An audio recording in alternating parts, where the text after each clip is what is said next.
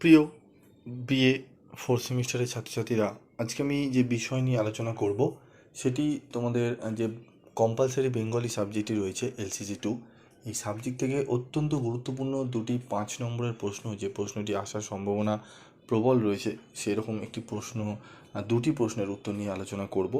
তো তোমরা নোটসগুলো যেটি আলোচনা করব ভালো করে তোমরা শুনবে এবং এই ভিডিওতে বলা প্রশ্ন এবং উত্তরগুলো পারলে তোমরা স্ক্রিনশট তুলেও পড়ে নিতে পারো, এবং যারা স্টাডি মেটেরিয়াল সংগ্রহ করেছো তাদের করার দরকার নেই, কারণ স্টাডি মেটেরিয়ালে তোমরা কিন্তু এই প্রশ্নের উত্তরগুলো পেয়ে যাবে। তো যারা এখনও পর্যন্ত স্টাডি মেটেরিয়াল সংগ্রহ করনি, এরকমই টু দি পয়েন্ট অ্যান্সার যেগুলো 100% মার্কস তোলার ক্ষেত্রে উপযোগী, এরকম নোটস, কোয়ালিটির নোটস যদি তোমরা পেতে চাও, অবশ্যই তোমরা স্টাডি মেটেরিয়াল সংগ্রহ করতে পারো। 7278981430 এই নম্বরে হোয়াটসঅ্যাপ করবে, সেখান থেকে প্রত্যেকটা সাবজেক্টে তোমরা স্টাডি মেটেরিয়াল সংগ্রহ করতে পারবে রিজনেবল প্রাইসে। তো দেখে নাও, সাহিত্যিক মহাকাব্য সম্পর্কে টিকা লেখো। তো বলছে, আধুনিক যুগে ব্যক্তিবিশেষে রচিত কবি ব্যক্তিত্বের উজ্জ্বল ও সচেতন কবি মানুষের সৃজন প্রতিভায় নির্মিত অলঙ্কার সমৃদ্ধ শিল্পকে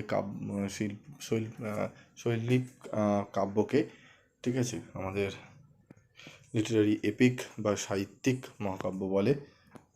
ভার্জিলের ইগনিট, মিল্টনের প্যারাডাইস লস্ট, মধুসূদনের মেঘনাদবধ কাব্য এই ধরনের কাব্য। সাহিত্যিক মহাকাব্য ধ্রুপদী মহাকাব্যের মতো বিশাল আয়তনের নয়। সাহিত্যিক মহাকাব্য অনেক সময় রচিত হয় যুগের প্রয়োজনে।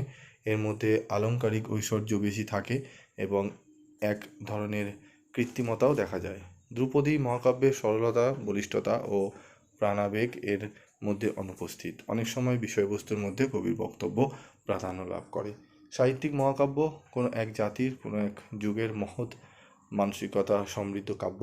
সাহিত্যিক মহাকাব্য যুগের প্রয়োজনে বিশেষ বক্তব্য তুলে ধরার উদ্দেশ্যেই সৃষ্ট। সাহিত্যিক মহাকাব্য করুণ, শৃঙ্গার বা সাক্ষ্য রসের প্রকাশ লক্ষ্য করা যায়। সাহিত্যিক মহাকাব্য অধিকাংশ ক্ষেত্রেই শাস্ত্রের বন্ধনমুক্ত। সামাজিক উপন্যাসের লক্ষণ বা বৈশিষ্ট্যগুলি আলোচনা করো, এই প্রশ্নটিও তোমরা দেখে নাও। একদম টু দি পয়েন্ট অ্যান্সার, বেশি বাড়িয়ে লেখার দরকার কোনো প্রয়োজন নেই। তোমরা এই টু দি পয়েন্ট অ্যান্সার, বিশেষ করে যারা একান্তই বাংলাকে খুব ভয় পাচ্ছ, সেরকম কিচ্ছু পড়ার নেই, তাদের জন্য আমি এই প্রশ্নগুলো দিচ্ছি যাতে এগুলো পড়ে অন্তত তারা পাস করতে পারে। তো দেখো, সামাজিক উপন্যাসের লক্ষণ বা বৈশিষ্ট্য। যে উপন্যাসে সম্পূর্ণ বাস্তব সামাজিক ও পারিবারিক জীবনের বিবরণ, ব্যাখ্যা ও বিশ্লেষণ তথা সামাজিক সমস্যা ও তার প্রতিক্রিয়া, চরিত্রের মানসিক টানাপোড়েন ইত্যাদি প্রাধান্য পায়, তাকে সামাজিক উপন্যাস রূপে চিহ্নিত করতে পারি। সামাজিক সমস্যাই এই শ্রেণীর উপন্যাসের মূল বিষয়, তাই কোনোটিতেই পারিবারিক, কোনোটিতে অর্থনৈতিক, কোনোটিতে বিবাহ ঘটিত সমস্যাই প্রকট হয়ে ওঠে। এইসবই সামাজিক সমস্যা। এই শ্রেণীর উপন্যাসের শেষে একটা দিকে নির্দেশ আবশ্যক। সামাজিক উপন্যাসের চরিত্রগুলি অধিকাংশই হয়ে থাকে টাইপ চরিত্র। মূলত চরিত্রগুলি একটি সমাজের প্রতিনিধিত্ব করে। এই উপন্যাস একটি বিশেষ এলাকার সমাজকে সম্পূর্ণরূপে চিত্রিত করতে সমর্থ হয়।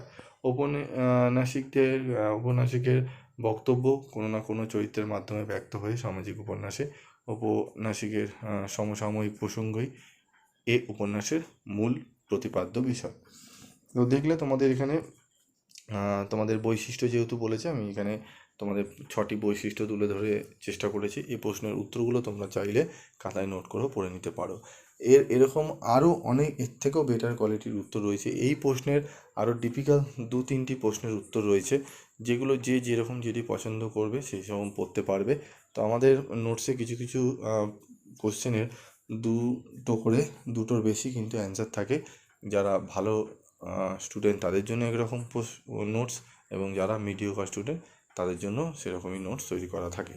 ঠিক আছে, সমস্ত কিছু তো ভিডিওতে আলোচনা করা সম্ভব না। এখন তোমরা বুঝতেই পারছো, কপি যুগ, তো ছাড়লেই সেগুলো কপি হয়ে যাওয়ার সম্ভাবনা থাকে। তো যাই হোক, তোমরা যদি নিতে চাও স্টাডি মেটেরিয়াল, অবশ্যই তোমরা কমেন্টস করে হোয়াটসঅ্যাপে টেক্সট করে তোমরা নিতে পারো। এবং তোমাদের আর অন্যান্য কোন কোন সাবজেক্টের সাজেশান লাগবে লাস্ট মিনিটের, এবং কোশ্চেনের অ্যান্সার লাগবে, অবশ্যই তোমরা কমেন্ট বক্সে লিখে জানাবে। আজকের মতো এটুকুই, দেখা হচ্ছে পরবর্তী ভিডিওতে। সকলে ভালো থেকো, সুস্থ থেকো।